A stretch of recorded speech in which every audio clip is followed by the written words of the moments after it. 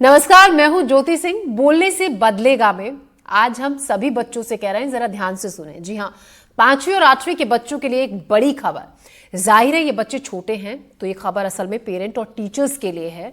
जो बच्चे केंद्रीय विद्यालय, नवोदय विद्यालय या फिर सैनिक स्कूल में पढ़ते हैं, उन्हें 5वीं और 8वीं में अनिवार्य रूप से अब पास होना जरूरी होगा, जो कि अब तक जरूरी नहीं था, क्योंकि आपको अगली क्लास में प्रमोट कर दिया जाता था। एक बार पास ना होने पर सप्लीमेंट्री में मौका आपको जरूर मिलेगा, लेकिन तब भी पास नहीं हुए तो फिर उसी क्लास को आपको रिपीट करना होगा। ऐसा केंद्र सरकार की ओर से नो डिटेंशन पॉलिसी हटाने से हुआ है।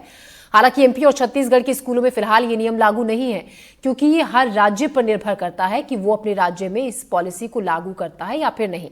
तो ऐसे में कई सवाल जिन पर आज हम बात करेंगे। हमारे साथ कुछ खास मेहमान भी होंगे।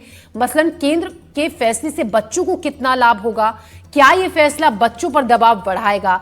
सवाल ये भी है कि स्कूली शिक्षा में देश भर में एकरूपता क्यों नहीं होनी चाहिए। तमाम और भी सवाल होंगे। आप भी हमसे जुड़ सकते हैं। आपके भी बच्चे अगर 5वीं 8वीं में पढ़ते हैं और इसके बाद से आप चिंतित हैं, तो आप हमें कॉल कर अपनी राय हमसे साझा कर सकते हैं।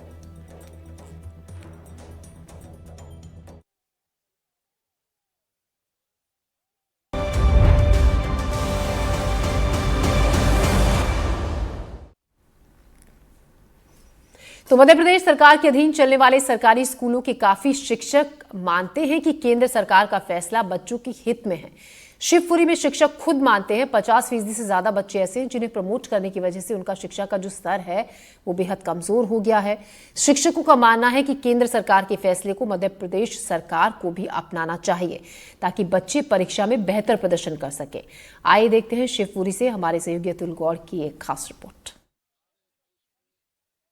भारत की केंद्र सरकार ने अपने राइट टू एजुकेशन नियमों में बदलाव किया है और कहा है कि अब पहली क्लास से लेकर के 8वीं क्लास में पढ़ने वाले बच्चों को सप्लीमेंट्री का चांस तो मिलेगा, लेकिन प्रमोशन नहीं। यही वजह है कि हम ग्राउंड जीरो पर हैं और एक प्राथमिक विद्यालय, मिडिल विद्यालय में हैं, जो मिडिल स्कूल है माधव चौक। अगर हम एकीकृत शाला बालक माध्यमिक विद्यालय माधव चौक की बात करें तो यहाँ हम कुछ शिक्षकों के साथ में हैं और ये समझने की कोशिश करेंगे कि केंद्र सरकार ने जिस तरह से अपने राइट टू एजुकेशन नियमों में बदलाव किया है, क्या मध्य प्रदेश सरकार को भी इन नियमों में बदलाव करने की जरूरत है। क्या उनके क्लासरूम में पढ़ने वाले बच्चे सारे के सारे एक्टिव हैं और उन्हें प्रमोट किया जाता है, तो क्या उनकी जीवन की शिक्षा पर कोई असर पड़ता है? हाँ, बिल्कुल पड़ता है। जो कमजोर बच्चे हैं वो कुछ जानी सीख नहीं पाते हैं, प्रमोट नहीं होंगे तो और उन पर ध्यान दिया पाएंगे हम। तो जरूरी है कि अगर सप्लीमेंट्री दी जाए प्रमोट ना करके। तो जो केंद्र सरकार का नियम है वो बिल्कुल वाजिब है। बिल्कुल वाजिब है, ऐसा ही होना चाहिए। यहाँ पे भी मध्य प्रदेश में भी यही होना चाहिए। अगर आपसे पूछें तो जो हमारे बच्चे पढ़ते हैं उनको हम राइट टू एजुकेशन के लिए शिक्षा देते हैं और कहते हैं कि रुक जाना नहीं, योजना भी चलाते हैं। वो ठीक है अपने आप में कि किसी बच्चे को हम सेपरेट नहीं करते, लेकिन कहीं ना कहीं ये नियम सरकार का जो है वो बच्चों के भविष्य में आड़े आता है। बिल्कुल, ये सही बात है कि हम बच्चों को क्या प्रमोट कर देते हैं तो बच्चों के दिमाग से ये ख्याल भी निकल जाता है कि हम फेल तो होंगे नहीं, स्कूल पढ़ें या ना पढ़ें, जाएं या ना जाएं, पास तो हम हो ही जाएंगे। तो कहीं ना कहीं बच्चों ने भी और ये पेरेंट्स ने भी मानसिकता बना रखी है कि स्कूल कम जाएं या ना पढ़ें बच्चे, तो हमारे बच्चे 8 तक तो पास हो ही जाएंगे। आपके क्लासरूम में बच्चे पढ़ते हैं, 60 से ज़्यादा बच्चे होते हैं, उन सारे बच्चों पर आप ध्यान देती हैं कि उनको ये मान लिया जाता है कि वो तो पास होने ही है? नहीं सर, ध्यान तो सभी पर देना पड़ता है, लेकिन पास होना कंपलसरी सारी बच्चों का नहीं है, क्योंकि कुछ बच्चे बहुत ही कमजोर होते हैं। कमजोर होते हैं, आप मानती हैं? हाँ, बिल्कुल मानते हैं, क्योंकि पेरेंट्स हर बच्चे को रोज स्कूल नहीं भेजते हैं। कुछ पेरेंट्स ऐसे होते हैं जो पर डे उनके बच्चे स्कूल नहीं आते हैं, और अपने तबके के बच्चे, जो गरीब तबके के बच्चे हैं, वो अधिकतर बच्चे नाना नानी दादा दादी के 2-2 महीने के लिए चले जाते हैं। काफ़ी टाइम जब उनका बीच में टाइम अपने दादा दादी का स्पेंड करते हैं वो लोग, तो पढ़ाई जो उनकी बीच की रह जाती है, वो बच्चे उस टॉपिक पर कमज़ोर रह जाते हैं।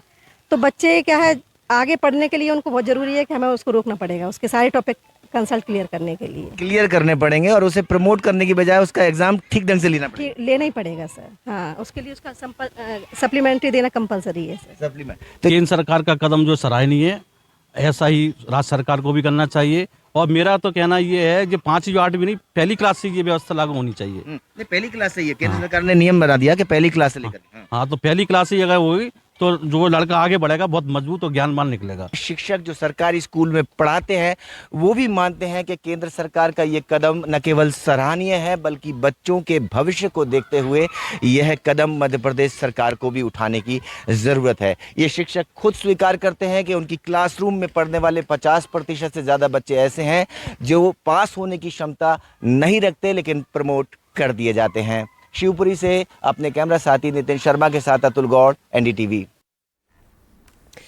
देखिए, तो सभी की मिलीजुली प्रतिक्रिया मिल रही है। जो टीचर्स हैं उनका कहना है कि अच्छी बात है, लेकिन अभिभावकों पर प्रेशर है, कुछ अभिभावक इसके विरोध में भी हैं। इसी पर बात करने के लिए हमारे साथ खास मेहमान जुड़ गए हैं। मोनिका पांडे हैं, प्रिंसिपल हैं PM श्री KV से। प्रेमपाल शर्मा हैं, पूर्व शिक्षा अधिकारी हैं। डॉक्टर सुकन्या घोष हमारे साथ हैं, प्रिंसिपल है केंद्रीय विद्यालय से। आशिमा सरकार ट्यूटर हैं, और doctor Reena Pandey, principal government school. Shikha Bansal, career counsellor. आप सभी का स्वागत है और हमसे जुड़ने के लिए बहुत बहुत धन्यवाद आप सभी का। हम बात कर रहे हैं नो डिटेंशन पॉलिसी, जिसको बंद कर दिया है केंद्र सरकार ने। मोनिका पांडे, मेरा पहला सवाल आपसे है, इसको लेकर आप एक प्रिंसिपल होने के नाते आप इस फैसले का स्वागत करती हैं, इसके खिलाफ हैं या इसके फेवर में है, कैसा मानती हैं इसको? फैसले का मिला जुला असर इसका रहने वाला है, इसका स्वागत भी है, क्योंकि जब से नो डिटेंशन पॉलिसी लागू हुई है, हम कई सारे बैचेस आगे बढ़ चुके हैं और उनके जो परीक्षा परिणाम है और बच्चों का जो शैक्षणिक स्तर है उसमें गिरावट आई है, इसमें कोई भी दो राय नहीं है। जी। सभी को हम जब नो डिटेंशन पॉलिसी के तहत पास कर देते हैं तो एक स्कूली व्यवस्था भी थोड़ी आराम में रहती है कि कमजोर बच्चों की कमजोरी दूर करने का प्रयास नहीं किया जाता उस लेवल पे कि इनको तो निकाल ही देंगे हम।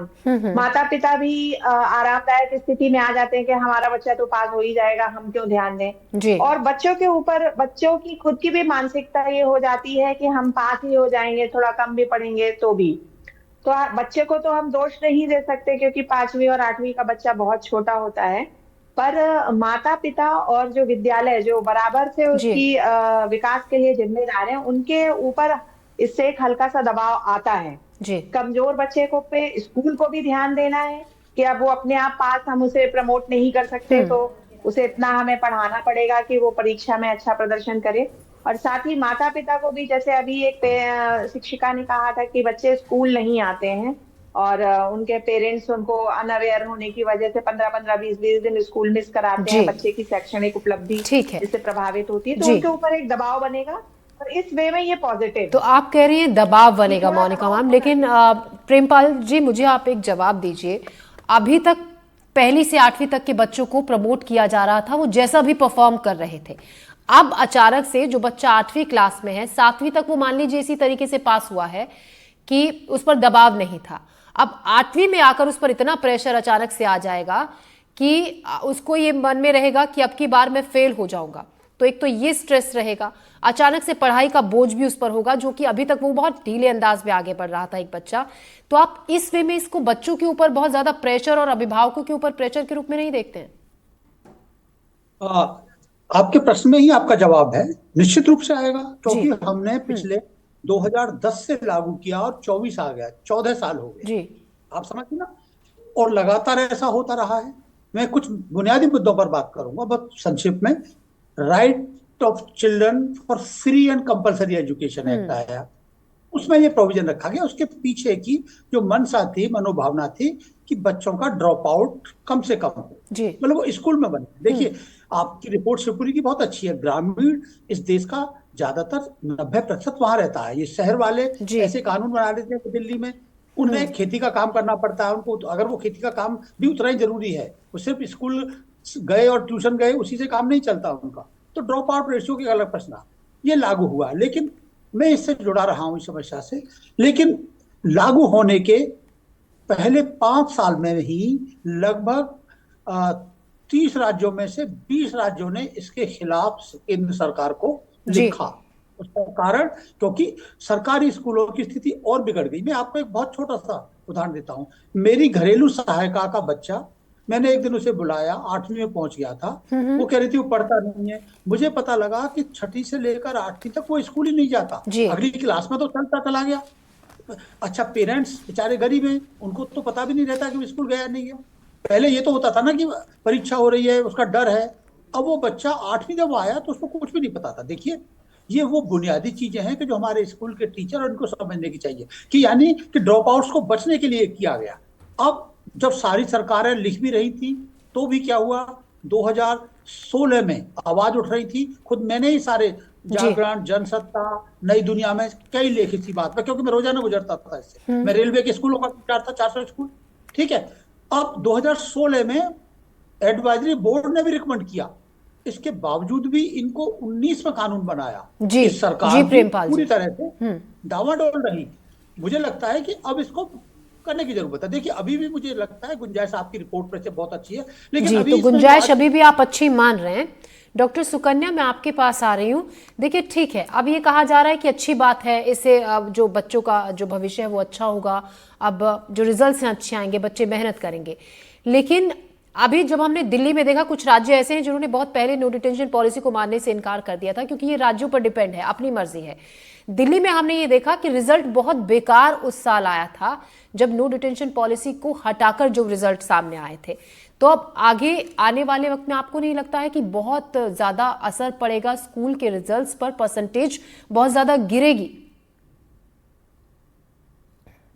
देखिए, मैं तो पर्सनली अगर बोलूंगी, मैं डोंट नो डिटेंशन पॉलिसी में बिलीव नहीं करती हूँ।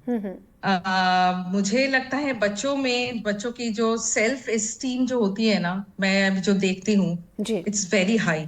अगर बच्चों को रोका जाता है कोई क्लासेस में, ये कोई सॉल्यूशन नहीं होता है कि बच्चे का उससे रिजल्ट उससे अच्छा हो जाएगा। सबसे पहले तो हमें फोकस करना पड़ेगा कि क्यों ये रिजल्ट खराब क्यों हो रहा है। अगर कोई पेरेंट्स को पता ही नहीं, जैसे मैं सुन रही थी, जो गरीब पेरेंट्स है उनको पता ही नहीं है उनके बच्चे स्कूल नहीं जा रहे हैं, तो कहीं ना कहीं हमें फैमिली की भागीदारी जो होता है ना, रिस्पॉन्सिबिलिटी लानी पड़ेगी इस सिस्टम में। और डिटेंशन करने से बच्चों का जो सेल्फ रिस्पेक्ट है उससे तो मुझे लगता है बच्चा और पढ़ना छोड़ देगा, ड्रॉप आउट रेट और बढ़ेगा। मेंटल प्रेशर ये बहुत बढ़िया, आजकल वैसे भी बच्चे इतने स्ट्रेस में है।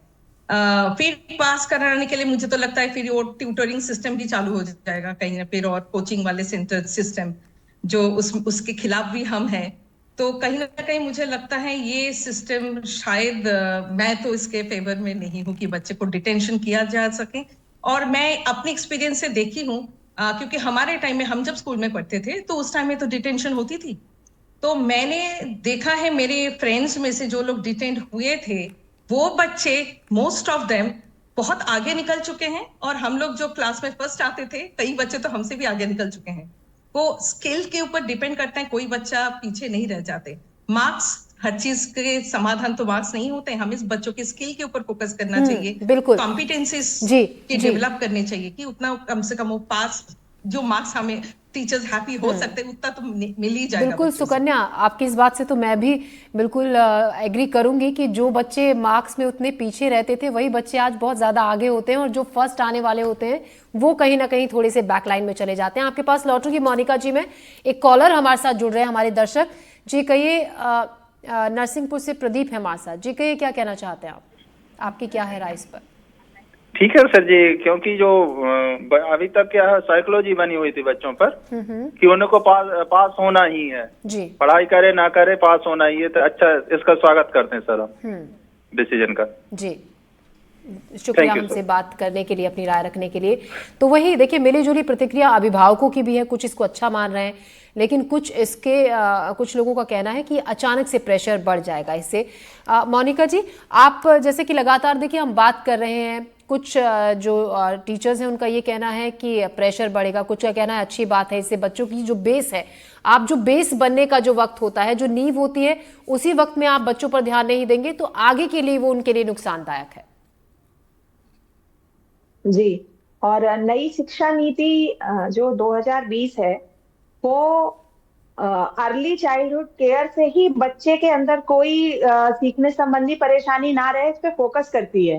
अगर हम उसे सही अर्थों में लागू कर पा रहे हैं अपने स्कूलों में, तो 5वीं तक और 8वीं में कोई बच्चा रुकेगा ही नहीं। दूसरा, ये दबाव बच्चे के ऊपर नहीं है, स्कूलों के ऊपर भी है कि हमें रेमेडियल बच्चे को टीचिंग दे करके उसको इस लायक बना देना है कि वो 5वीं और 8वीं में ना रुके जी। तो ये दबाव स्कूलों को लेना ही पड़ेगा, इसलिए भी ये डिटेंशन पॉलिसी है। ये पेरेंट्स और बच्चों के लिए ही अकेले नहीं है, इसे सिर्फ इसी अर्थ में नहीं देखा जाना चाहिए।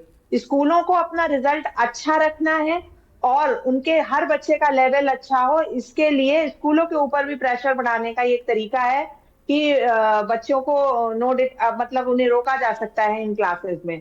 और जो सप्लीमेंट्री का मौका मिल रहा है उसमें बच्चे की अगर अच्छी तैयारी करा दी जाए, क्योंकि इतना कोई हाई लेवल की परीक्षा नहीं होती 5th और 8th में, बच्चे कर सकते हैं। तो 2 और महीने का जहाँ जो तक वक्त मिलेगा marks उसमें अभी बच्चे उसको कर सकते हैं क्लियर, अगर 2 महीने में मेहनत बच्चे करते हैं, आप ये बता रही हैं मैम। डॉक्टर रीना आशिमा सरकार हैं, ट्यूटर हैं। आशिमा, ये मुझे बताइए, आप ट्यूशन पढ़ाती हैं, आप पर प्रेशर बढ़ेगा आने वाले वक्त में, क्योंकि देखिए आप प्रेशर पेरेंट्स का भी होगा, ट्यूटर्स पर खासतौर से जिनके बच्चे ट्यूशन ले रहे हैं, कि बच्चे को पास कराना आपकी बार बहुत ज़रूरी है। आप मानती हैं आगे प्रेशर आप पर पड़ने वाला है इसका? आगे प्रेशर जो बढ़ेगा उससे ज़्यादा अभी प्रेशर हमारे पास ज़्यादा रहते हैं जी, क्योंकि जैसे बच्चे 5th क्लास तक तो पास हो गए, जी, उसके बाद वो ना 6th क्लास से हमारे पास आते हैं जिनको कुछ भी नहीं आता है। 8th क्लास कंप्लीट करके वो हमारे पास आते हैं, उनको कुछ भी नहीं आता है जी।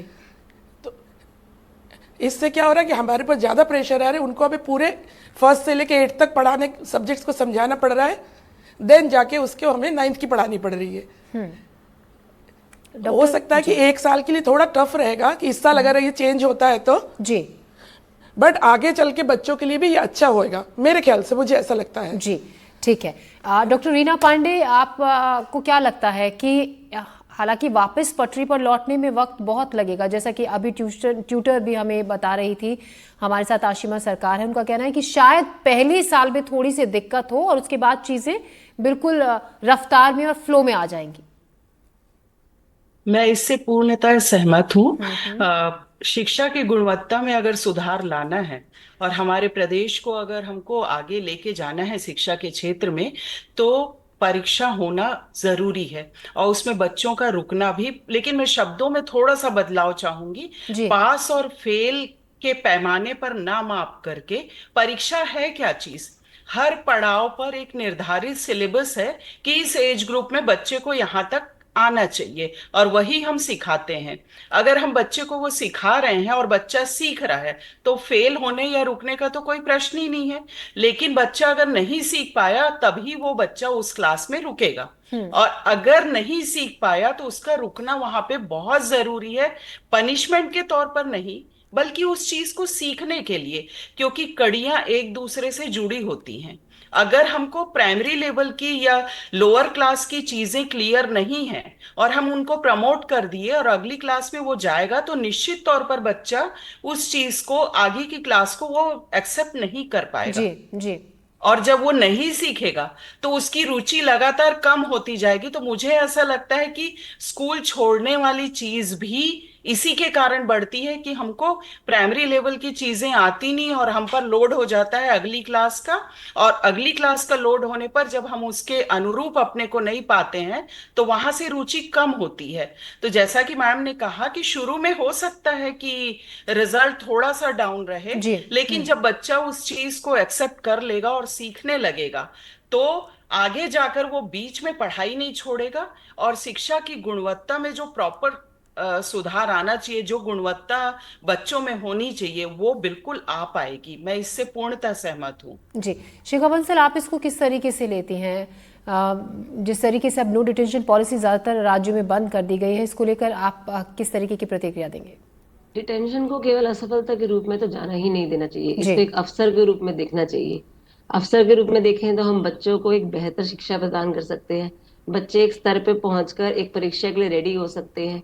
अगर 5th और 8th में डिटेंशन नहीं करेंगे तो बच्चों को 9th और 12th में, 10th और 12th में बहुत प्रॉब्लम्स आएंगी। 10th और 12th हमारे लिए एक बहुत मुख्य क्लासेस है जिसका रिजल्ट सीबीएसई में बहुत महत्वपूर्ण है।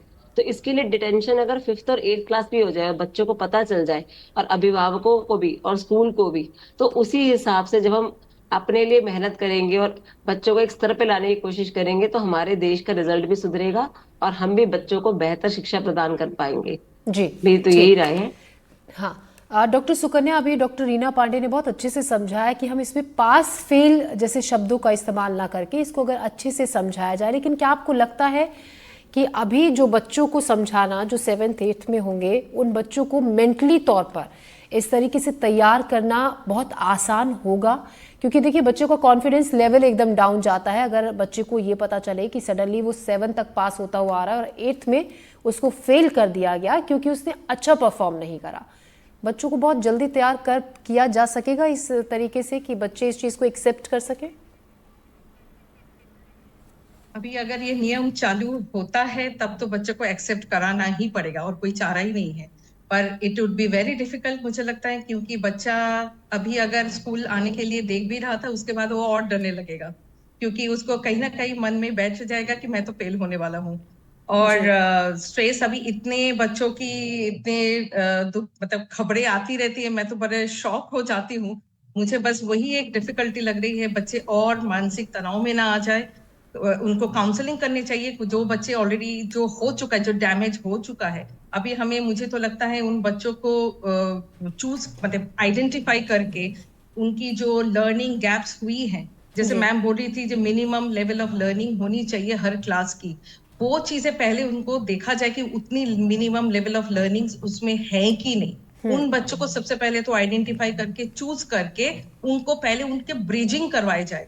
अभी भी अपने पास 1 साल जो भी है टाइम है, उनको तब तक उनको स्कूल को, मैं मानूंगी मोनिका मैम बोल रही थी स्कूल के ऊपर एक बहुत बड़ी जिम्मेदारी आ गई है, ये सिर्फ हम बच्चों के ऊपर नहीं छोड़ सकते हैं, हमें स्कूल को और गियर अप करना पड़ेगा और मेहनत करनी पड़ेगी कि इन बच्चों को बेचारे, इनको क्या दोष है, ये तो इस सिस्टम के शिकार हो जा रहा है, कभी ये पॉलिसी कभी वो पॉलिसी, तो उनके ऊपर दबाव और ना थोड़ा सा एम्पैथेटिकली देखना पड़ेगा और स्कूल को कुछ सोच इसके बीच में से कुछ निकालने पड़ेंगे कि उन बच्चों को स्ट्रेस ना हो, जितना हो सके स्कूल को फैमिली को मिलकर इसको निकालना पड़ेगा। तो मैं तो थोड़ी सी कंफ्यूजन में हूँ कि बच्चों को हम कैसे इसको, अगर मेरे स्कूल में अगर बच्चों को अगर ऐसे आ जाए, तो ऐसे हैं जो बच्चे आज अभी तक खुशी खुशी पढ़ रहे थे, जी हाँ थोड़ा सा हो सकता है वो मार्क्स के लिए उतना चिंतित नहीं थे, तो हमें तो उनको काउंसलिंग अलग से करनी ही पड़ेंगे आगे से। जी, एक कॉलर भी हमारे साथ जुड़ गए हैं, हमारे साथ राज सिंह जुड़ गए हैं। जी कहिए, क्या कहना चाहते हैं इस मुद्दे पर आप?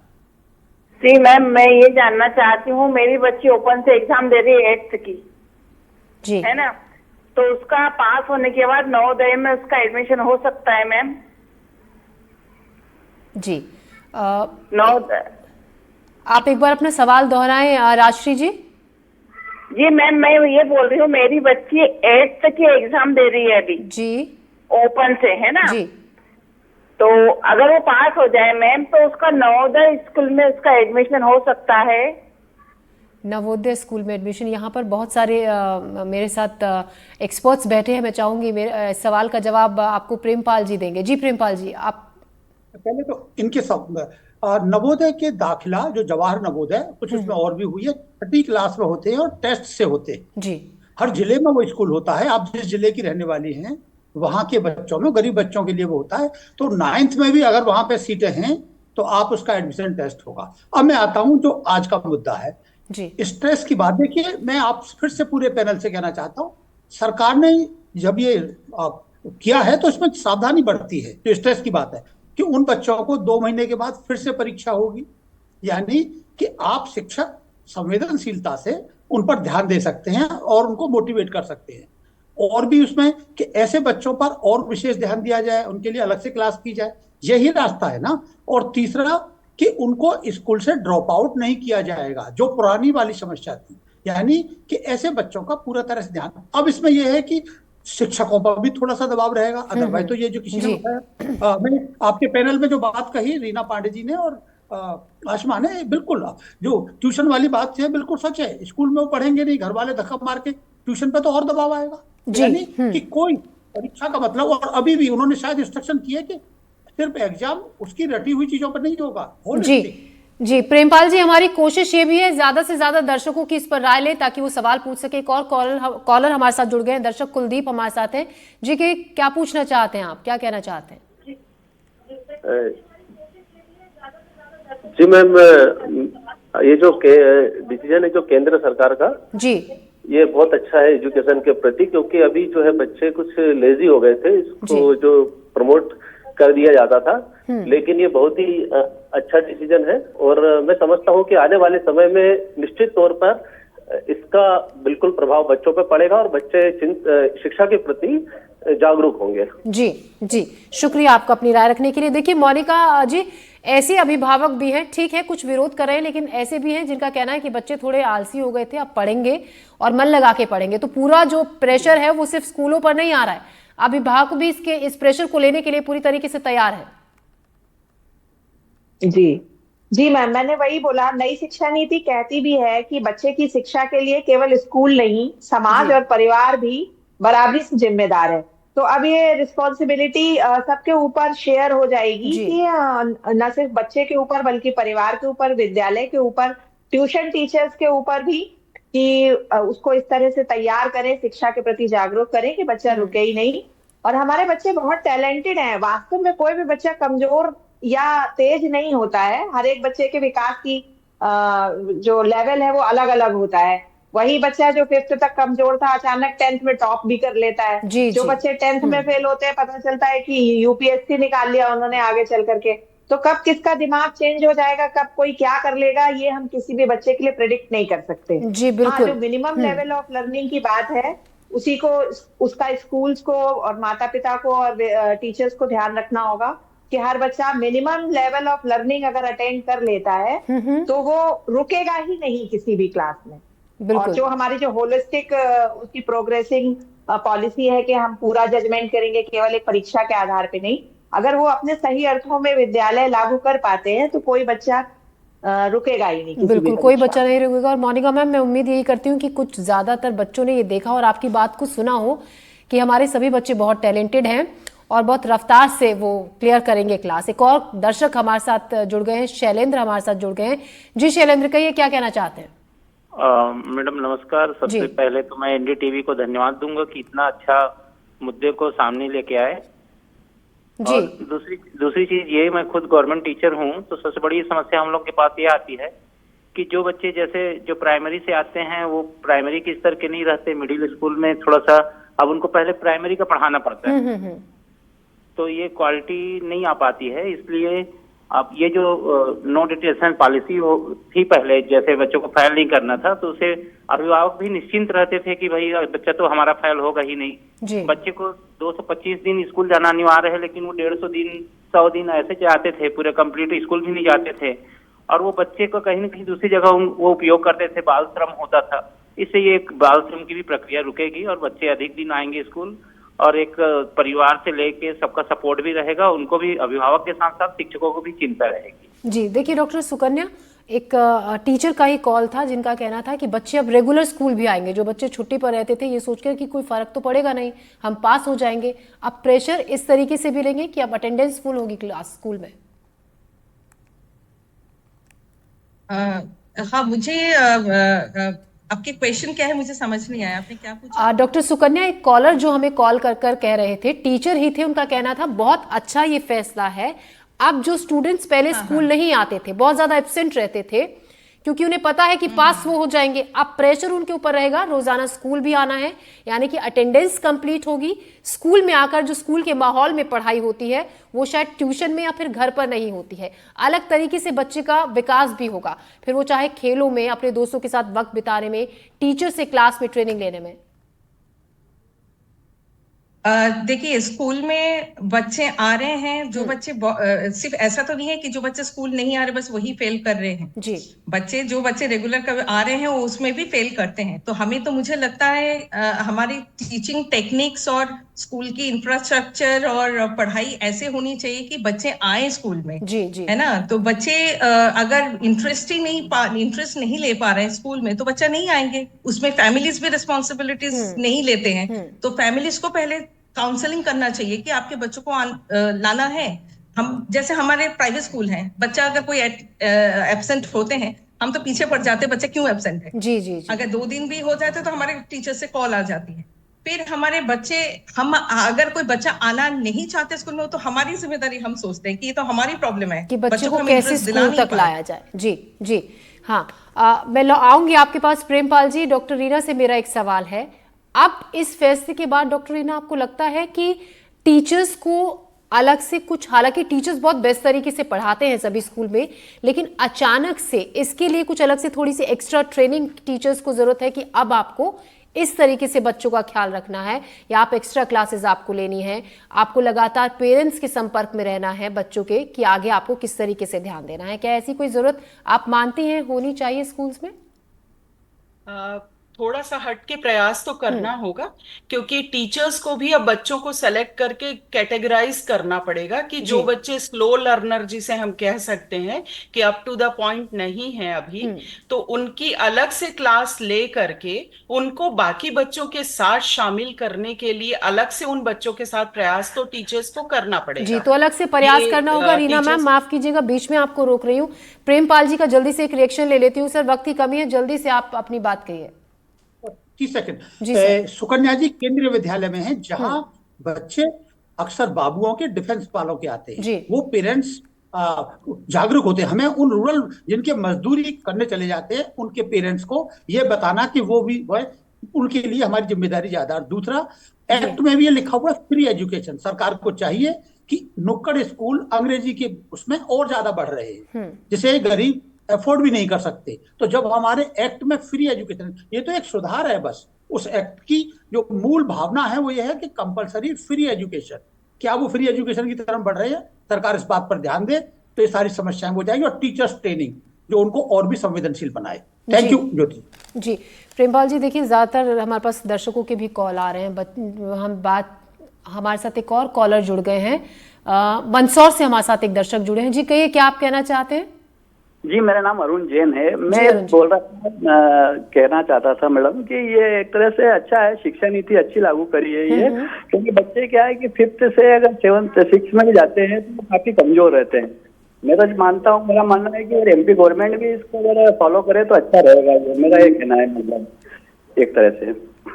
जी, तो बच्चे अच्छा आप इसको मानते हैं। बिल्कुल, देखिए अच्छी बात है। ज़्यादातर जितने भी एक्सपर्ट्स हमारे पैनल पर बैठे हैं उनका भी ये कहना है कि अच्छी बात है। हाँ, अब थोड़ी सी अब मेहनत स्कूलों की भी होगी, अभिभावकों की भी होगी और बच्चों की भी होगी। एक एक्स्ट्रा केयर की ज़रूरत है यहाँ पर बच्चों को डील करने के लिए, क्योंकि अचानक से बच्चों के सामने ये कि रिजल्ट को लेकर अब थोड़ा सा प्रेशर रहेगा।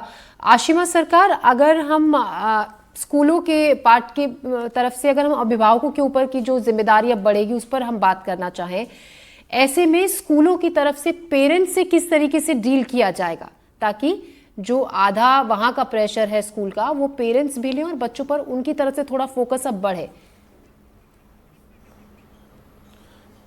समझ भी नहीं आया मैडम, एक बार फिर से बताएं। जी आशिमा मैम, मेरा सवाल आपसे ये है कि अब स्कूलों की तरफ से पेरेंट्स से कैसे डील किया जाएगा, क्योंकि देखिए अब पेरेंट्स से भी लगातार कोऑर्डिनेट स्कूलों को करना होगा बच्चों को लेकर, उनकी परफॉर्मेंस को लेकर, तो वो किस तरीके से अब आगे उस पर काम किया जाएगा स्कूल्स में? एक्चुअली कि अभी ये ना जो नया ये लागू हुआ है उसके लिए ना पेरेंट्स का ही सबसे बड़ा वो है, उन्हीं का सबसे बड़ा टेस्ट है ना। उन्हीं को सबसे ज्यादा स्टूडेंट के साथ और उनके स्कूल के साथ उनको ही हैंडल करना पड़ेगा। जब तक ये सॉरी ठीक है आशिमा जी, पेरेंट्स का एक्चुअली है ना वो बढ़ गया है। ओके, मोनिका पांडे, मैं भी एक पेरेंट हूँ। आप चलिए मुझे बता दीजिए मैं इस प्रेशर से कैसे डील करूँ, मुझे ये अपने लिए एक सजेशन आपसे चाहिए।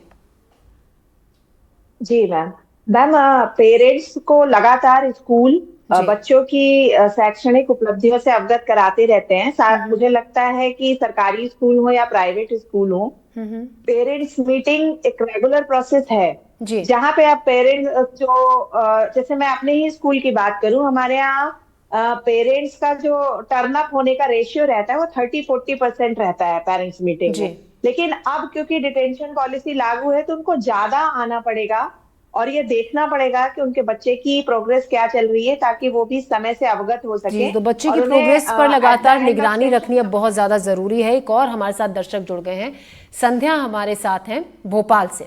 जी संध्या, पूछिए अपना सवाल, क्या कहना चाहती हैं? मैम, मैं सिर्फ ये कहना चाहती हूँ कि ये जो नियम निकाला है बहुत अच्छा निकाला है, बहुत अच्छी बात है।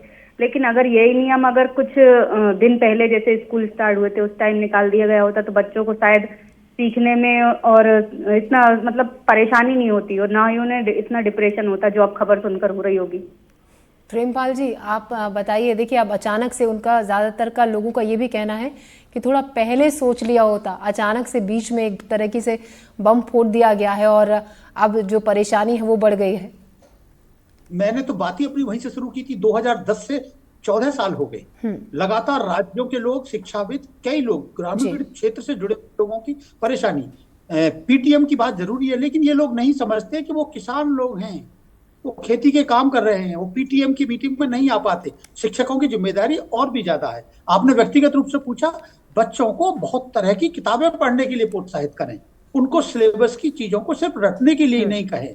उनकी एनसीएफ 2005 और नया वाला भी इसी बात पे जोर देता है कि उनकी जितनी भी वैरायटी की किताबें हैं, आप उनको किताबों का विकल्प नहीं देंगे, सिलेबस की किताबों को रटाते रहेंगे, तो अल्टीमेटली उनसे बोर होके वो मोबाइल की तरफ चले जाएंगे। ये अच्छा सुधार है और इसमें और भी सुधार की गुंजाइश है, नहीं मानता जी।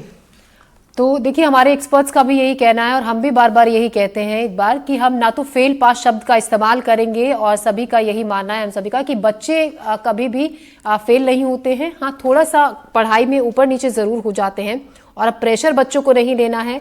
आप सभी का शुक्रिया, आप हमारे साथ जुड़े, तमाम सवालों के जवाब आपने दिए और बहुत सारे प्रेशर को भी आपने बहुत सारे पेरेंट्स से और बच्चों से कम किया। इसीलिए इस शो के दौरान हमने आप कहीं लिखा भी नहीं है कि 5वीं और 8वीं के बच्चे फेल हुए तो प्रमोट नहीं होंगे। आगे बच्चे बेस्ट हैं, अच्छा करेंगे। ढेर सारी शुभकामनाएं सभी बच्चों को। और फिलहाल हमारे इस शो में अभी के लिए इतना ही। दीजिए इजाजत, नमस्कार।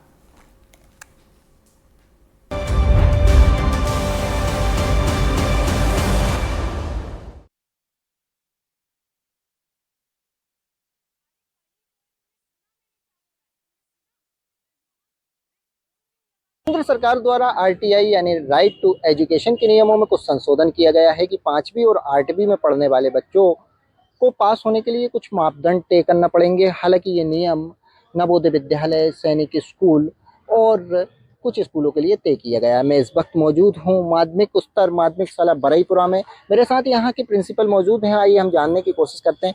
सर, शुभ नाम जानना चाहेंगे सबसे पहले? बलराम चौधरी। केंद्र सरकार द्वारा ये जो नियम लागू हो रहा है उसमें किस हद तक फैसला सही मानते हैं?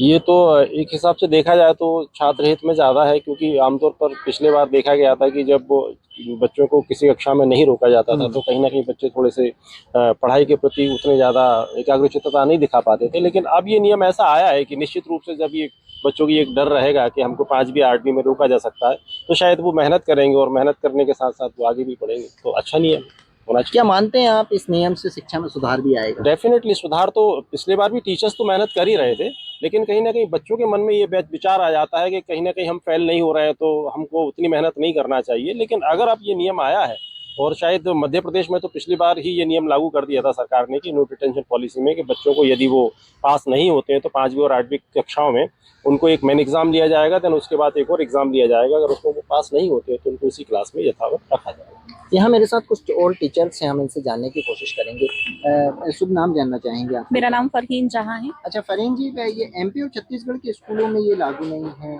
क्या इसे लागू करना चाहिए? बिल्कुल सर, लागू करना चाहिए, क्योंकि अभी तक क्या था कि बच्चों में बिल्कुल भी डर नहीं था उनको पढ़ने में, और ना ही जो पेरेंट्स हैं वो भी अवेयर नहीं थे, वो भी ज़्यादा ध्यान नहीं देते थे। लेकिन अब जब फेल होने का डर रहेगा तो पेरेंट्स भी ध्यान देंगे और बच्चे भी अच्छी तरह से ध्यान दे पाएंगे। बिल्कुल। आपका अनुभव क्या कहता है कि आपके अनुभव से क्या प्रमोट ना करने का निर्णय बच्चों की मेहनत करने के लिए प्रेरित करेगा? बिल्कुल सर, जैसे जैसे बच्चों को इसमें काम करेंगे, पढ़ेंगे, तो है ना वो उनको है ना अच्छे से है ना अपना रिजल्ट दे पाएंगे। तो ये नियम लागू होने ही चाहिए सर। मैडम, आपसे जानना चाहेंगे स्कूलों में शिक्षा स्तर सुधारने के लिए क्या कदम और उठाए जाना चाहिए? बिल्कुल, जैसे ये अभी कदम उठाया बहुत अच्छा है। जब तक बच्चों में डर नहीं होगा तब तक वो पढ़ाई के प्रति जागरूक नहीं होंगे। उनका ये मानना था कि हम परीक्षा में बैठे तो हमें पास कर दिया जाएगा।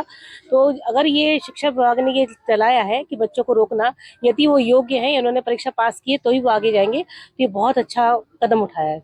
जी, रुक जाना नहीं से ये जैसे नो डिटेंशन पॉलिसी, बच्चा अगर फेल हो जाता है तो ये रुक जाना नहीं इतनी अच्छी योजना है कि बच्चा जब तक पास नहीं होता वो बार बार अपने हर 6 महीने में इसके पेपर होते हैं तो बार बार वो परीक्षा दे सकता है और अपनी दक्षता को बढ़ा सकता है। अच्छा, नियम आने से कुछ बच्चों पे दबाव भी पड़ेगा पढ़ाई का? थोड़ा दबाव ऐसा नहीं होगा, पर वो विषय के प्रति जरूर गंभीर होंगे। विषय के प्रति जी। तो मेरे साथ यहाँ कुछ टीचर्स थे जो बता रहे हैं ये बहुत अच्छा नियम है। अगर मध्य प्रदेश और छत्तीसगढ़ में लागू होता है तो उससे बच्चों को ही नहीं बल्कि उनके पेरेंट्सों को भी फायदा मिलेगा।